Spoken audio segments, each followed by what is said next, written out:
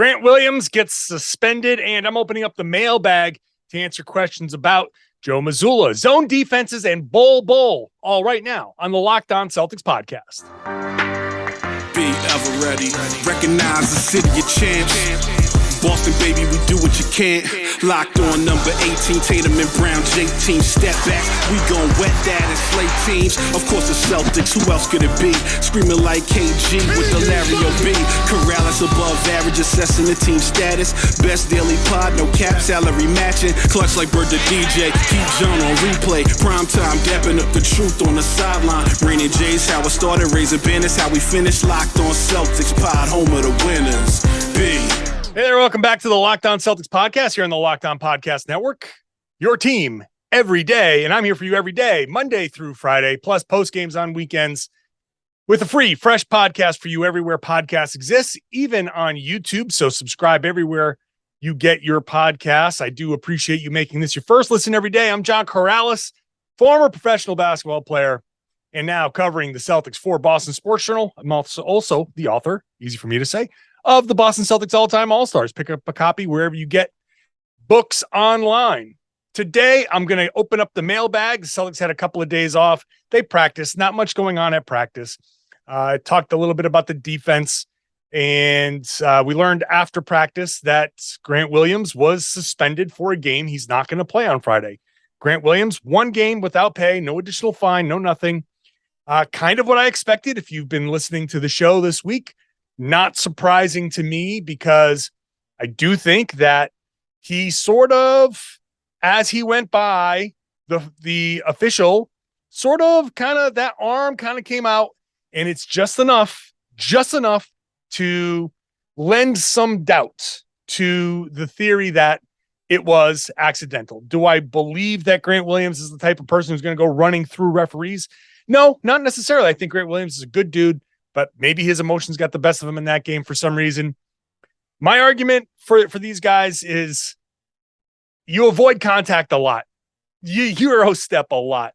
Guys go around stationary objects, stationary opponents on the floor a lot in the course of a game. When you see somebody in your way as a high-level athlete, you should probably be able to get away around that person.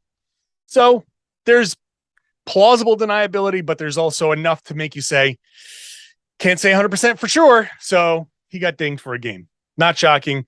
Moving on. We also at practice, we saw Robert Williams walking around. That was nice to see. He was just walking around. He was in full uniform. Other guys were in uniform. Felt like there was some sort of promo shoot going on.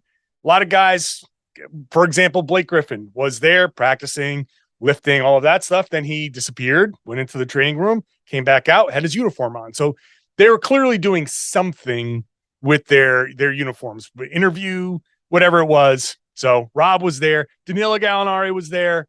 And so we saw them. And the defense, I've been addressing the defense. I put something up on Boston Sports Journal.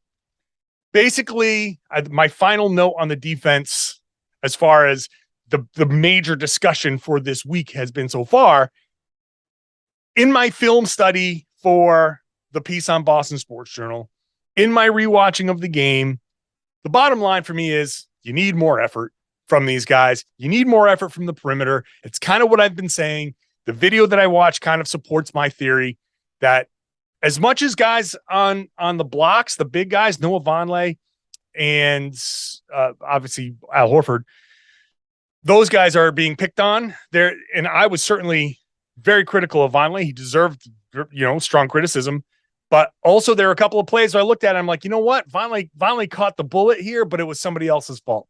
And a lot of times it was on the perimeter, whether it be Malcolm Brogdon, who had uncharacteristically bad game, Jaylen Brown, Jayson Tatum, all of these, Marcus Smart, Grant Williams, all of these guys, everybody had moments in that game where they just were not there. In fact, Joe Mazzulla, after practice, when we asked him about the defense, he talked about it's those little details. And it was an expansion. I asked him about the don't get bored quote that a couple of days ago I said was the most damning thing that he could say. And he didn't shy away from it. He certainly, it's about the little details, execution, angles, preparation, all of those little things. And he's 100% right. He's 100% right that those things from the perimeter guys will go a great distance to help the bigs, especially the backup bigs who have been, scrutinized is the word. A lot of people in my Boston Sports Journal mailbag asking about the bigs. Lots of questions about the bigs. Do the Celtics need to go out and get another big? And while they might need to go out and get another big, I'm not making a final determination here at the end of October, but it's trending that way. We haven't seen what these guys can do if the perimeter guys are at 100% or 100% effort, 100% execution, 100% focus, all of that stuff. So I want the perimeter guys to execute. That perimeter defense needs to be very, very strong, and that's going to help the bigs.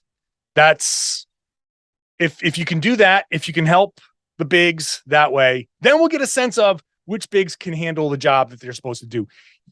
It comes down to this.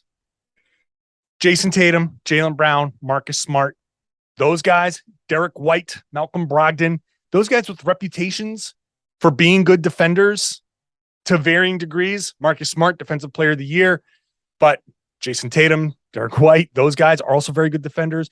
Jaylen Brown, Malcolm Brogdon, also very good defenders. They have to play their absolute best defense. They just have to. It's a lot. It's a big burden for everybody to share, but they have to be their best because you can't expect them to be less than their best and then have Noah Vonleh cleaning up messes because he's not a guy who cleans up messes. He's serviceable. He's capable, just like Luke Cornett is serviceable and capable, and Blake Griffin, not to the same degree, serviceable, capable. If you've got that type of center behind you, then the perimeter defense has to be on point. It's very simple. That's just how it is. So that being said, let's dive into the mailbag and start with Leo V, who says, I think the loss to the Bulls should be a wake-up call. My theory is that how the team responds from top to bottom will show if they're really championship caliber. Can they use this sloppy loss where they got away from everything as fuel to fire how they respond going forward? Now, yes, I agree with this sentiment. I push back on the wake up call. It's terminology that I have certainly used before, but as I continue to cover the NBA, this isn't about wake up calls.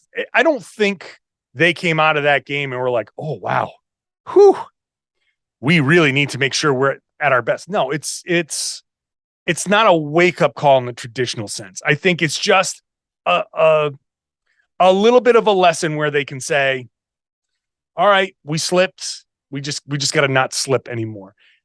Is it semantics what I'm saying? Yes, you can certainly say, John, that's semantics. You're basically saying the same thing, and that's fine. In my head, there's a little bit of a difference where I think the terminology wake-up call makes it seem like they were trending down a certain way. And I think this is just like a recalibration. They need to understand everything that I just said. Got to give it 100% on the perimeter. So I do think they can bounce back from this. I think they can go against the Cavaliers at home and put forth a much better effort. Remember, 3 games in 4 nights against Chicago. And the best way I can put the 3-game and 4-night phenomenon is everybody's had this moment, right? You wake up kind of, you feel a little tired. You just didn't get the right night's sleep, but you have to clean the house and you get through, you get yourself going, you get yourself into a mindset, you psych yourself up and you get into a groove. Oh man, I'm cleaning that living room, cleaning that kitchen. I'm cleaning that bathroom. And then you get through a bunch of the rooms and then you say, you know what? I'm going to sit down before I do the bedroom. And then you sit down and you never get back up. And even though you just had the energy to do all this work, once you sit down, you never get back up. And that bedroom is not getting clean. That's the 3 nights, the 3 games in 4 nights. The Celtics came out with that energy. You can come out and warm up and have that energy. Once you lose it, you don't get it back. And that's kind of what happened in that game to me. I think there's a lot of that they just didn't get back. I think that was certainly part of it. So now 3 days off at home on Friday, Cavs coming in, big team. I think there's going to be a little bit more focus. I think they're going to understand. And I think we're going to see a much different Celtics team. Up next, questions about Joe Mazzulla holding the team accountable. And are they peaking? Is there a peak too soon thing going on? We'll talk about that. First, I got to talk to you about PrizePicks Daily Fantasy made super, super easy. If I'm looking at the PrizePicks right now, I'm saying, let's see. Anthony Simons from Portland going up against Miami, over under 18.5 points. You know what? I'm giving him the over on that one. Tyler Hero, he's been playing well, 21.5. I'm taking the over on Tyler Hero. But what I'm going to do is I'm going to take the under on LeBron James, 29.5 points going up against Denver. I don't think he gets to 30 points. And it's that simple. I make those picks, and then you move forward 2 to 5 players. If they go on to score more or less than the PrizePicks projection, you can win up to 10 times your money. I'm not playing against anybody else. Those projections, if I'm right, I win. If they're not, I lose. Very simple. And it goes through any sport. All the major pro sports. Golf, college sports, all the college sports. NASCAR, tennis, disc golf. I haven't even checked. To be honest with you, the fact that they even told me to say disc golf is amazing to me. That's how deep PrizePicks goes. Make your picks in 60 seconds or less. Safe and fast withdrawals. Operational in 30 states and Canada. So download the PrizePicks app. Go to prizepicks.com, sign up and play daily fantasy sports. But wait, here's the best part. First-time users can get a 100% instant deposit match up to $100 with the promo code Locked On. If you deposit $100, you get $100. If you deposit $50, you get $50. Very simple math. Even I can do it. Don't forget to enter that promo code Locked On. That's how you get it. Sign up with that promo code Locked On for an instant deposit match up to $100 at prizepicks.com or download the PrizePicks app. Thanks for making Locked On Celtics your first listen every day. For your second listen, check out Locked On Sports Today. From the games that matter to the most important stories, the biggest stories in all sports, go beyond the scoreboard, behind the scenes with the local experts and insights only Locked On can provide. It's a great show. Locked On Sports Today, available right here where you got this podcast, YouTube, everywhere podcast exists. Back to the mailbag. Adam asks, are you concerned at all about whether Joe Mazzulla can do enough to hold the team accountable? That seemed to be a real strength of Ime's. He wasn't afraid to let them know. The return of Smart's early shot clock 3-pointers, porous defense, on and on. Does this team need someone to hold him accountable and be successful? Will Joe do it? Can Joe do it? Yes. That's the short answer. Yes. And I can tell you that he will, because I honestly, I feel like Joe is as Brad Stevens as you can get without actually being Brad Stevens. The stuff he says with the media, the way he handles himself with the media, the public perception of him, but the privates on the court, behind the scenes, the way he is with his guys is different. I think it's just different. Now, I don't know how he handles the locker room. I know Ime can MF guys in a film session, and I'm sure that Joe Mazzulla can do that too, because we've seen it already on the sidelines.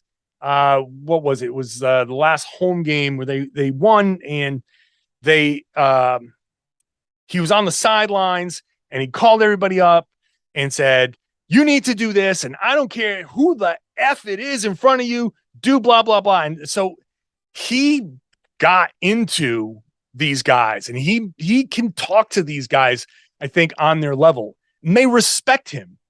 When you get the respect of these guys, then it means that you're reaching them. They're not going to give him the level of respect that they've given him, that they've outwardly shown him in the media. They're not going to do all that without him earning that. They don't just hand that out. They earn that respect. He earns that respect. So can he hold him accountable? Yeah, of course he can hold him accountable. I don't know if it's the same as Ime. I think Ime might have a more direct style with the media. Let me rephrase that.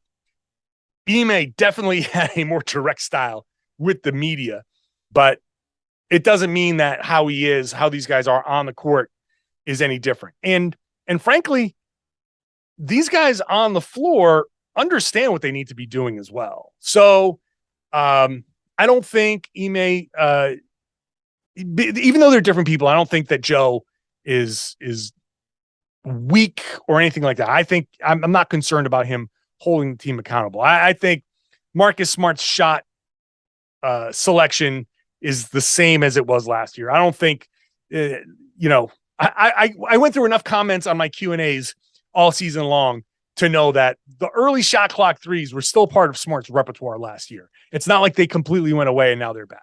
So I think we're not going to overreact to the way things fell apart against Chicago. Break it down. We'll dive into it. We'll deep dive into it. And especially because we have all these days off after it, but I'm not going to panic about it. Meriden asks, do you have any concerns about the C's peaking too early and playing too well early? There's always some regression. And then he also asks, is it worth it for the Celtics to take some losses or make some games harder, but involve Kabengele or Cornette? So we'll put it all together. They're not going to do anything that jeopardizes the games from a personnel perspective. Now they might go to Kabengele and see if he has some sort of energy. And hey, maybe they could have gone to Kabengele in that Chicago game for a little boost of energy to try and, considering the way the Celtics were falling apart a little bit, maybe Kabengele's energy in the third quarter after they'd lost the lead, maybe that could have been a break glass in case of emergency. Let's see if we can shake up the vibes with Kabengele going nuts out there. That could have been something.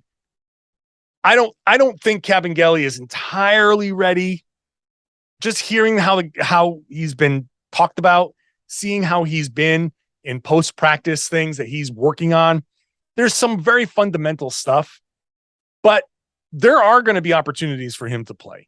Concerns about peaking too early? No, I don't have any concerns about that at all. I don't think that's, like, we like to talk about that. Are you peaking too early? Are you playing your best basketball too early? And I get that, once you play your best basketball at a certain spot, then maybe you start to slip and you don't get that back. But we've all been talking about that hot start that we wanted the Celtics to go on. Everybody across the board has wanted the Celtics to start hot and to maintain that. So the more wins you can pile up, the better. I'm not worried about them winning too many games and slowing down.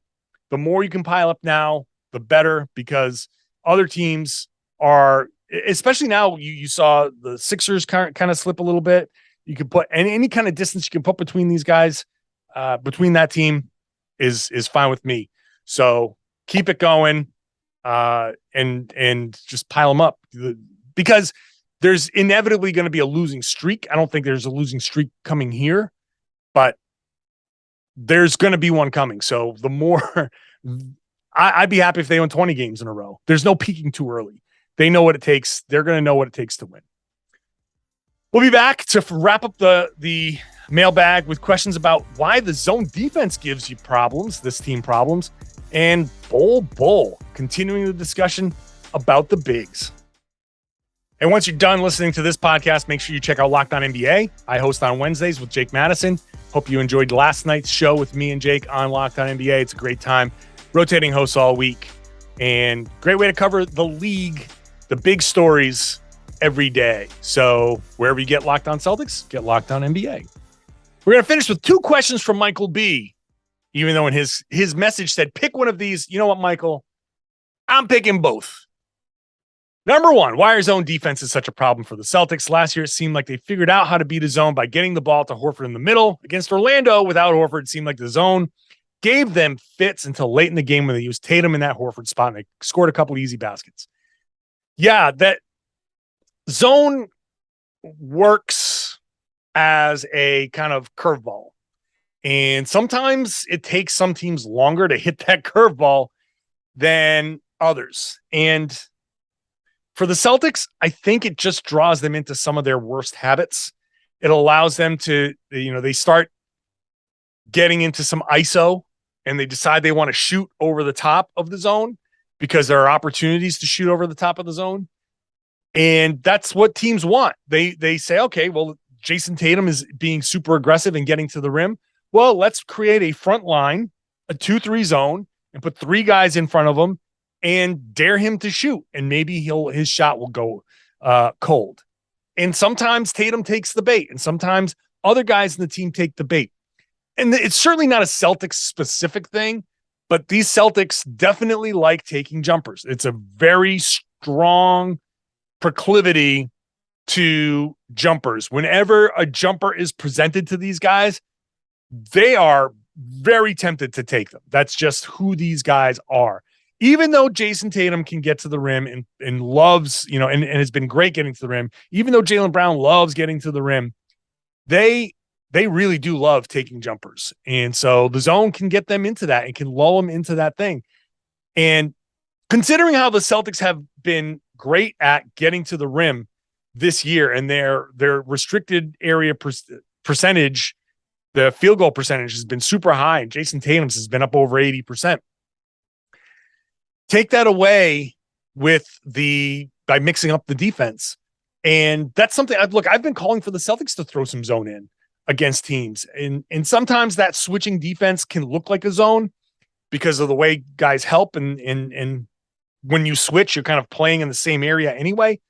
So you're not following a guy all the way around the court. But the zone can be disruptive. And so the Celtics, it really does. It just pulls them into some bad habits. They need to, especially when they see the zone. It's very simple. It's very simple against the zone. You attack the gaps because 2 guys, you want 2 guys to converge onto the same space. If there are spots in the middle of the zone where multiple players go and their responsibilities overlap, that opens up drive and pass and drive, attack the gaps and pass, and that next guy attacks the gaps, and you really soften up the zone that way. But you just got to want to do it. You just got to keep on doing it. And a lot of times guys will say, well, this shot that I got is as good as any shot we're going to get after all of those, but you're still making the defense work, and you never know what better shot can be there. So they definitely need to be more disciplined. And Al Horford in the middle and Tatum in the middle, they're so good in that spot that's the Celtics' best chance. I also like Marcus Smart in the middle of the zone. Get him up to the middle of that free throw line and just start cutting, and you get Smart to the back. Smart to the middle at that free throw line. You could probably baseline cut and he'll find you.